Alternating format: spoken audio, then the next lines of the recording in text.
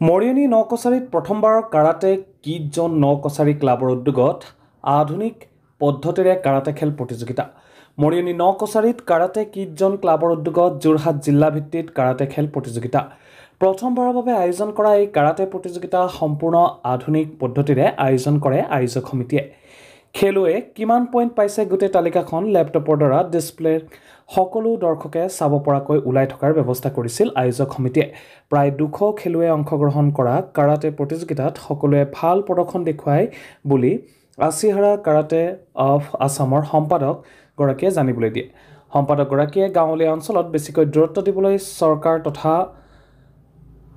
Assam Olympic সন্থাক অনুৰোধ জনায়। Best team প্ৰথম স্থান পাবলৈ সক্ষম হয় যোৰহাটৰ টেকেলা গাঁও একাডেমী প্ৰশিক্ষক মৃগাংক বৰা।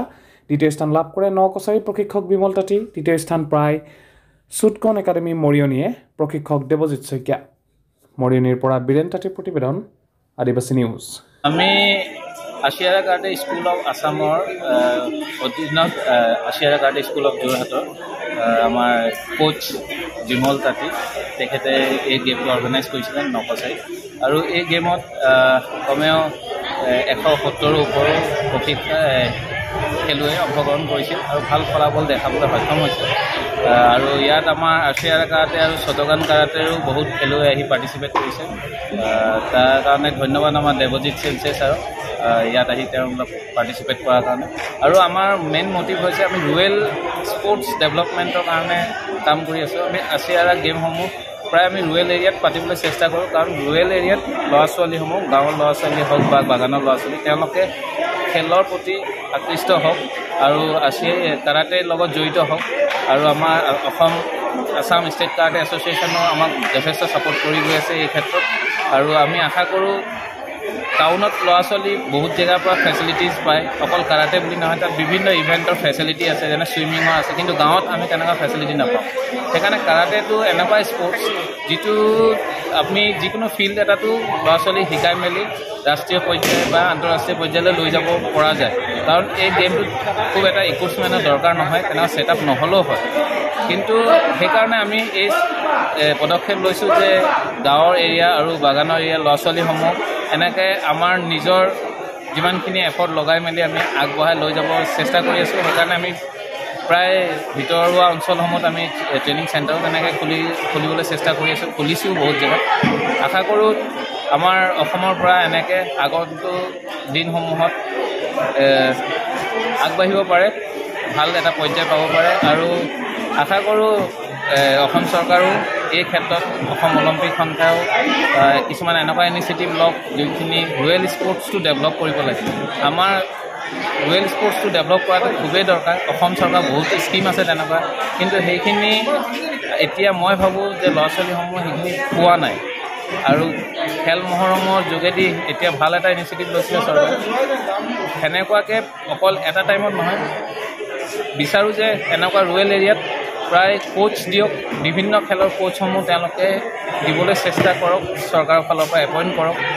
এনেকৈ শ্বৰ্ট টাৰ্ম কিছুমান ট্ৰেইনিং কেম্প অৰ্গেনাইজ কৰক, তেতিয়া ল'ৰা ছোৱালীসমূহ, ভিতৰৰ অঞ্চলৰ ল'ৰা ছোৱালীসমূহ খেলৰ প্ৰতি আকৃষ্টি হ'ব আৰু বেয়া লাইনত নাযাব। মেইন কথাই ধপাতজাতীয় বস্তুৰ পৰা, ৰাগিয়াল বস্তুৰ পৰা তেওঁলোকে আঁতৰি থাকিব বুলি মই ভাবোঁ। ইয়াকে কৈ এই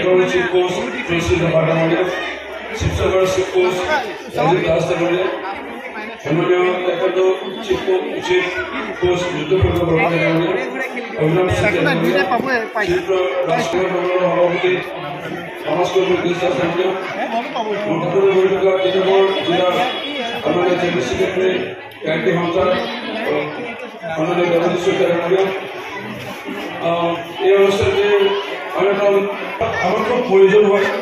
মোৰ এই স্পৰ্ট ক্ৰিকেট এইবোৰ খেলি আছে, মই সদায় কেৰাটেৰ লগত জড়িত কৰি এটা আপোনালোকে ভাল কাম কৰিছে যে তেনেকৈ ক্ৰীড়াৰ লগত জড়িত ৰাখিছে। খেল স্বাস্থ্যৰ উন্নত নহয়, কাৰণ আজিলৈকে মোৰ বেমাৰ নাই, আৰু বেমাৰ নথকাৰ কাৰণে মই 24 ঘণ্টাৰ ভিতৰত 18 ঘণ্টাই গ'লোঁ।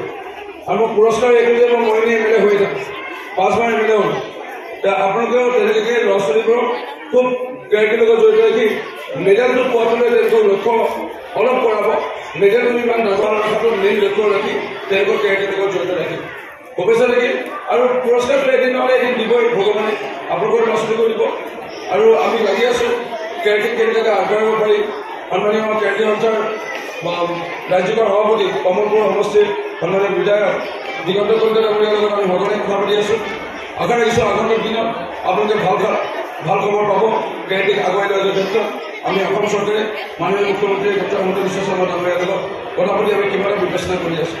আজি মই মাননীয় আমাৰ লোকসভাৰ প্ৰাৰ্থী বিজেপি দলৰ তপন কুমাৰ গগৈ ডাঙৰীয়াক আমি প্ৰচাৰ কৰি আছোঁ। বহুত জেগাত সভা আছে, মই যাবগৈ লাগিব। মই আমাৰ চেঞ্চাৰ বিমলতাতেই আৰু যিসকলে এই অনুষ্ঠানটো আয়োজন কৰিলে খুব সুন্দৰ অনুষ্ঠান আয়োজন কৰিছে, ধন্যবাদ জনাইছোঁ। আৰু আচাৰ্য কেৰাটীৰ এটা ভাল লাগিছে যে আপোনালোকে বৰ্তমান যি লেপটপ বা মাৰ্কিং ছিষ্টেম এইবোৰ মনিটৰ কৰাৰ কাৰণে যিটো ব্যৱস্থা কৰিছে খুব ভাল। এইটো হ'লে আমাৰ চবেই সজাগ থাকিব, কোচসকলেও সজাগ থাকিব, প্লেয়াৰ্ছসকলেও সজাগ থাকিব। আৰু আমাৰ অভিভাৱকসকলেও একো দোষাৰোপ কৰিব নোৱাৰে যে পক্ষপাতি কৰিছে, কাৰোবাক বোলে আমুকক বেছিকৈ মাৰ্কছ দিছে, আমুকক কম দিছে, সেইটো কোনো কমপ্লেইন কৰিব নোৱাৰে। এইটো খুব ভাল ব্যৱস্থা কৰিছে। আপোনালোকেও শুভেচ্ছা থাকিল।